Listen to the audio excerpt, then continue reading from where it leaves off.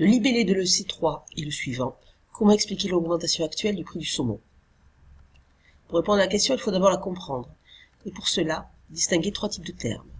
D'abord, ceux qui indiquent la nature du travail à faire. Ici, c'est comment expliquer. Autrement dit, quelles sont les raisons.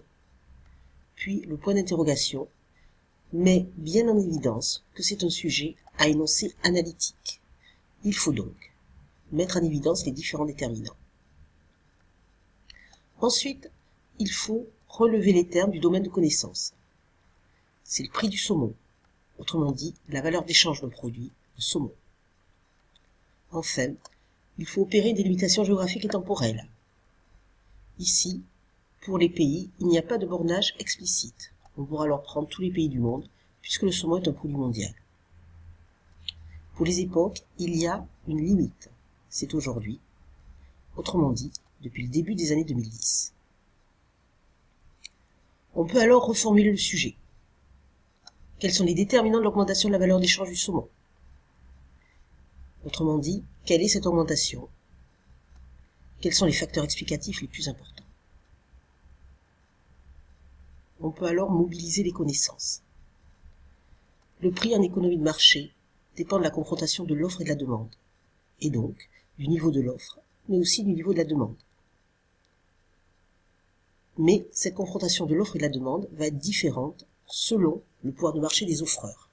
Celui-ci dépend de deux variables. La structure du marché, concurrence imparfaite, oligopole, monopole, et la possibilité qu'ont les entreprises de différencier les produits. On peut alors élaborer une problématique. L'augmentation du prix du saumon provient-elle d'un excédent de la demande sur l'offre, ou bien d'un pouvoir de marché des offreurs? Dans le premier cas, le marché pourra s'autoréguler. Dans le deuxième cas, on peut se demander si c'est un abus de position dominante ou une concurrence juste. On peut alors élaborer une première ébauche d'organisation des idées. Premier facteur explicatif, l'excédent de la demande sur l'offre. Deuxième facteur, le pouvoir de marché. Analysons maintenant les documents. Étudions le document 1. En 2012, les prix étaient très bas. Ainsi, la hausse du prix du saumon est récente. En 2012, la production n'était pas rentable, puisque le seuil de rentabilité n'était pas atteint. Le prix était au-dessous du coût moyen.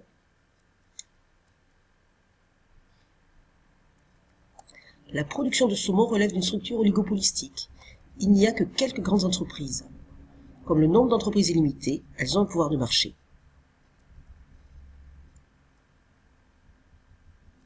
Cette structure de marché oligopolistique s'explique par les difficultés pour une nouvelle entreprise d'entrer sur le marché. En effet, une ferme nécessite un investissement de départ de 100 millions de couronnes. Les coûts fixes sont donc élevés. Il faut purifier l'eau. Il y a des périodes de jachère. Enfin, il existe des réglementations importantes pour éviter le mélange des saumons d'élevage et des saumons sauvages.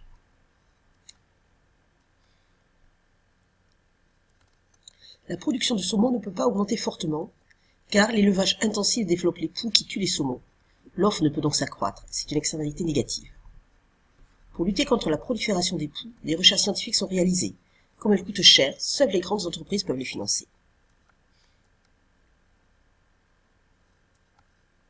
Le coût de la prévention est élevé. Des centaines de milliers de couronnes par traitement pour un seul site. Le coût moyen augmente. Ainsi, les entreprises ne produiront que si le prix du saumon couvre ce coût. Enfin, seules les entreprises puissantes peuvent le financer. Cela crée alors une situation d'oligopole.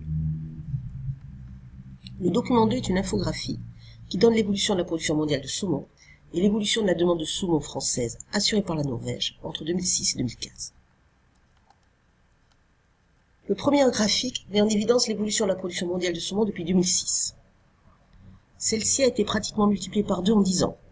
Il y a donc une hausse de l'offre. On remarque aussi qu'il y a 2 grands pays producteurs, le Chili et la Norvège. Et la Norvège réalise presque 50% de la production mondiale. C'est donc une structure de marché oligopolistique. Le deuxième graphique est un indicateur de la demande de saumon, puisqu'il donne les exportations de saumon norvégien vers la France depuis 2006. En milieu d'automne, la demande de saumon assurée par du saumon norvégien a été multipliée par 1,5. en valeur, elle a été multipliée par 2. Étudions le document 3. Le cours du saumon augmente depuis 15 ans. Entre 2012 et janvier 2016, le prix du kilo de saumon a été multiplié par 2.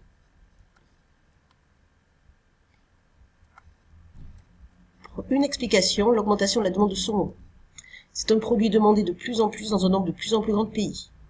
Ainsi, entre 2014 et 2015, les exportations norvégiennes ont augmenté de près 4%. La dépréciation de la monnaie norvégienne explique ces chiffres, mais il y a aussi l'augmentation de la demande.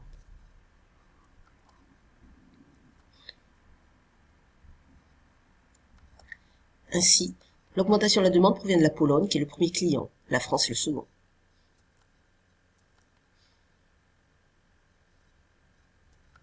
La Norvège a une part de marché élevée, de 50%, elle est price maker.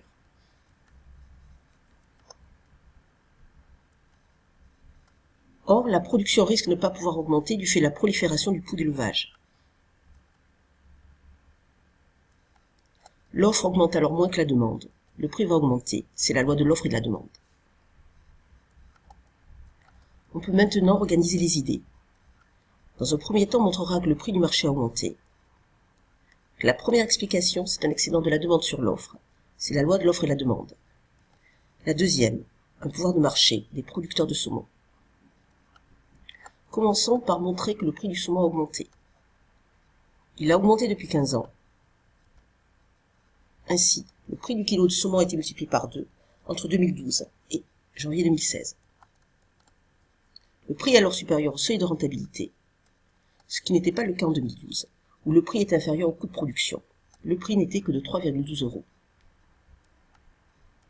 Première explication, la loi de l'offre et de la demande. En effet, le prix augmente car il y a un excédent de la demande sur l'offre. Certes, l'offre a augmenté, elle a été multipliée par 2 en 10 ans. Mais, à terme, la production devrait baisser du fait de la prolifération des coûts. Celle-ci est un effet externe négatif qui résulte de l'élevage intensif. Or, même si l'offre augmente, la demande a augmenté encore plus vite. En effet, la demande de saumon norvégien a été multipliée par 1,5 en France, la Pologne principale, client de la Norvège. Car la demande de saumon est un produit mondial qui est acheté dans le monde entier. Deuxième explication de l'augmentation du prix du saumon, le pouvoir de marché des producteurs. Ainsi, les productions ne sont plus price takers mais price makers. Le prix va alors devenir supérieur au coût marginal. Ainsi, en 2012, le prix est inférieur au coût moyen. Les producteurs norvégiens ne dépassaient pas le seuil de rentabilité. Ce pouvoir de marché s'explique par une situation oligopolistique. En effet, il y a 2 grands producteurs, la Norvège, qui a 50% des parts de marché du saumon, et le Chili, 25%. Mais aussi, parce qu'en Norvège, il n'y a que quelques grandes firmes. Car le coût fixe est élevé. Il y a un investissement important pour créer une ferme, il y a de la jachère et des réglementations fortes. Le coût variable est aussi élevé, car il y a le coût de la vaccination qui est important.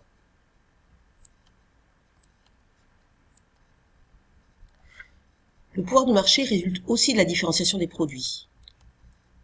En effet, pour lutter contre le coût du saumon, des innovations sont mises en place. Or, elles coûtent très cher. Ensuite, la qualité du saumon est différente. Selon le pays, le saumon norvégien est différent du saumon chilien, mais aussi, on fera la distinction entre le saumon d'élevage et le saumon sauvage. Pour l'introduction, il va falloir trouver une idée d'accroche. Par exemple, une idée tirée du document 1 est de comparer l'évolution du prix du saumon à la hausse avec celle du prix du pétrole plus fluctuante. Ou bien une idée d'actualité. Par exemple, la disparition de la morue du fait de la pêche intensive au Canada. Pour la conclusion, il va là aussi falloir une ouverture. Par exemple, une connaissance du cours. On peut relier l'exemple du saumon avec la surexploitation des ressources et les effets externes négatifs. Ou bien une idée d'actualité et relier l'évolution du prix du saumon avec le développement durable et la disparition d'espèces et du manque de ressources naturelles comme le pétrole.